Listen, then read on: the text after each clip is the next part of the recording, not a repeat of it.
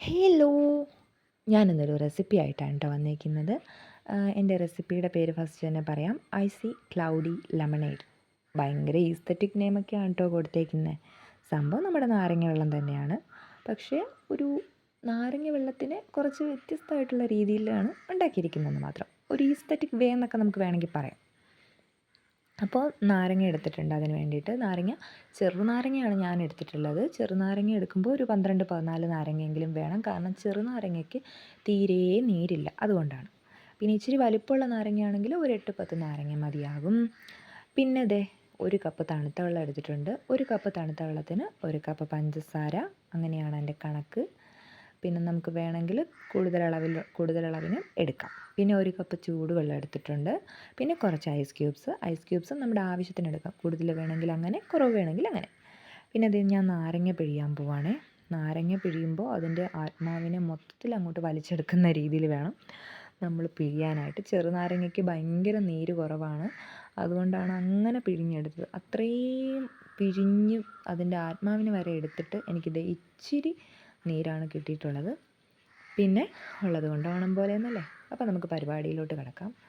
ഒരു പാത്രത്തിലേക്ക് നമ്മുടെ തിളപ്പിച്ച വെള്ളം ഒഴിക്കുക. അതിലേക്ക് നമ്മൾ എടുത്തു വെച്ചിരിക്കുന്ന 1 കപ്പ് പഞ്ചസാര ഇട്ട് നന്നായിട്ട് ഇളക്കി കൊടുക്കുക. ഇളക്കുമ്പോൾ നല്ല രീതിക്ക് ഇളക്കി കൊടുക്കുക. കാരണം ലാസ്റ്റ് ഒരു ഷുഗർ ക്രിസ്റ്റൽ പോലും പാടില്ല. കാരണം ഇതൊരു ഷുഗർ സിറപ്പാക്കി എടുക്കാൻ വേണ്ടിയിട്ടാണ്. അപ്പോൾ അതിൻ്റെ പരുവത്തിന് വരണമെങ്കിൽ നന്നായിട്ട് ഇളക്കി കൊടുക്കണം.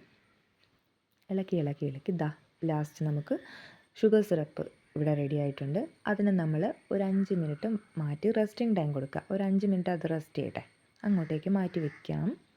അത് കഴിഞ്ഞിട്ട് നമ്മൾ ഈ ഷുഗർ സിറപ്പിലേക്ക് എന്ത് ചെയ്യണം, നമ്മുടെ നാരങ്ങാനീര് ഒഴിച്ചു കൊടുക്കുക.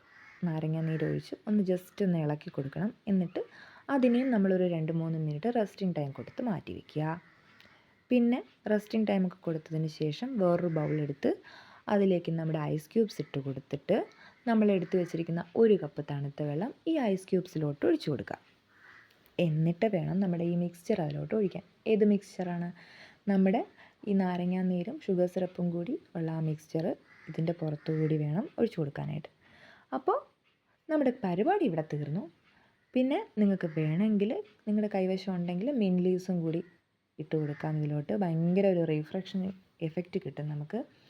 ചൂട് സമയത്തൊക്കെ ഇതൊരു അടാറ് സാധനമാണ് കേട്ടോ, ചൂട് കുറയ്ക്കാൻ വേണ്ടിയിട്ട്. നമ്മുടെ ബോഡി ടെമ്പറേച്ചറുമായിട്ട് കോമ്പൻസേറ്റ് ചെയ്ത് നിൽക്കാൻ പറ്റിയൊരു സംഭവമാണിത്. പിന്നെ നിങ്ങൾ ഈ ഐസ് ക്യൂബ് മെൽറ്റ് ചെയ്യുന്നവരെ വെയിറ്റ് ചെയ്യുവാണെങ്കിൽ വെള്ളത്തിൻ്റെ അളവ് കുറയ്ക്കുക. അതല്ല ഐസ് ക്യൂബ് മെൽറ്റ് ആവുന്നതിന് മുന്നേ ആണെങ്കിൽ വെള്ളം ഇതേപോലെ തന്നെ എടുക്കുക.